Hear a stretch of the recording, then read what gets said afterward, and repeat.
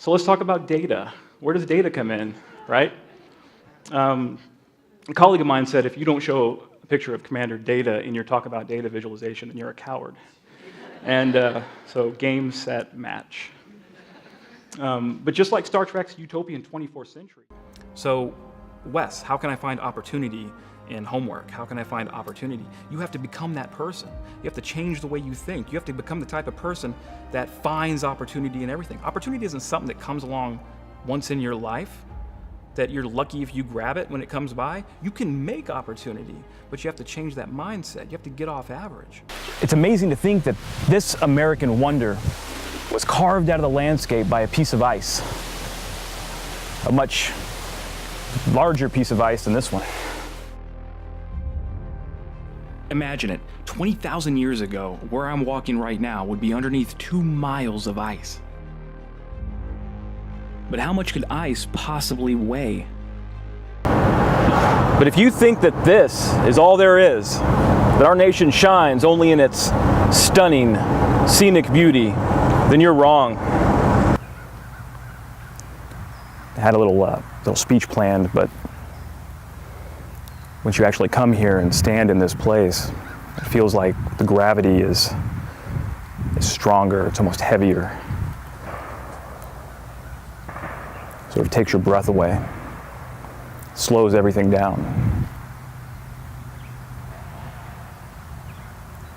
Now, I'm from north central Texas. It's essentially just a flat prairie as far as the eye can see. Think Little House on the Prairie. Now, Texas is vast. Texas has oceans in the south and desert in the west and forest in the east, but nothing like this forest. This is straight out of a fairy tale.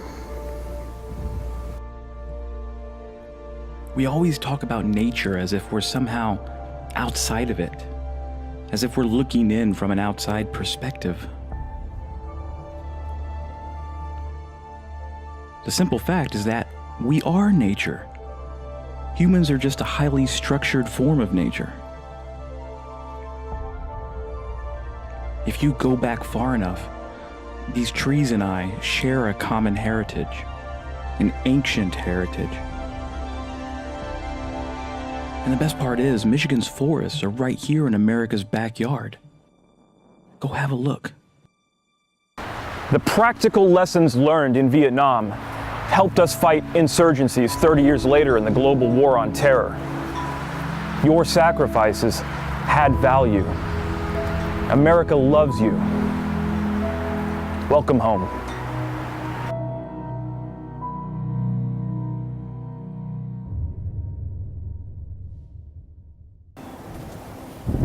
Now, Jumpin' Joe Byerly wasn't a hero because of any kind of selfless service. He wasn't a hero because he jumped on a grenade for his comrades. Joe Byerly was a hero because he was relentless in his passion to do whatever it takes to resist the Nazis. That makes Joe Byerly a hero. I had a point in my very first year at MD Advantages where I had hit rock bottom. I had just taken my family from a 6-figure income to below the poverty line. We were on welfare while we were trying to get this business off the ground.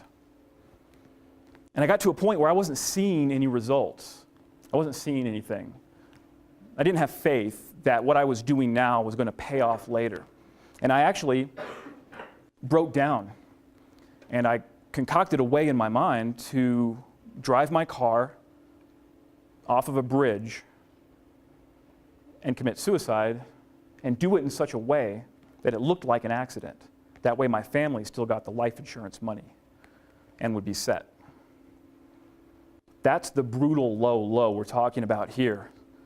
When you fail and you have stuff on the line, in my case, a wife and 3 kids. That's the brutal low that you face. And you have to be able to find that something within, right? If it was easy, everybody would do it. You have to find that thing inside you, and that's got to push you, and that's got to motivate you. So don't give up. You still have a couple to prove wrong. And when I said that I wanted to start my own business, people laughed at me. They laughed. They got right in my face and laughed and pointed and said, "You're going to start your own business?" I said, okay, I'm going to film my own TV show. People laughed at me.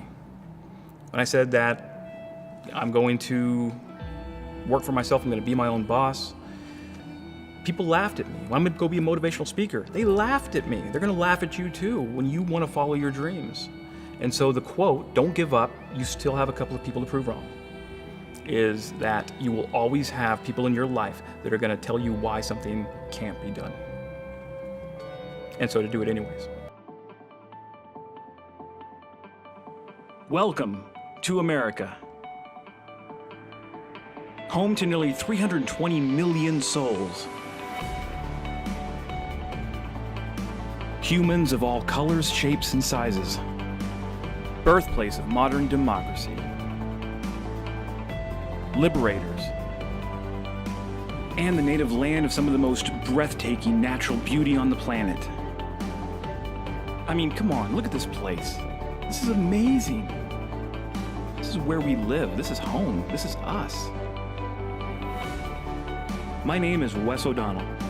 I'm a writer, teacher, storyteller, and a military veteran.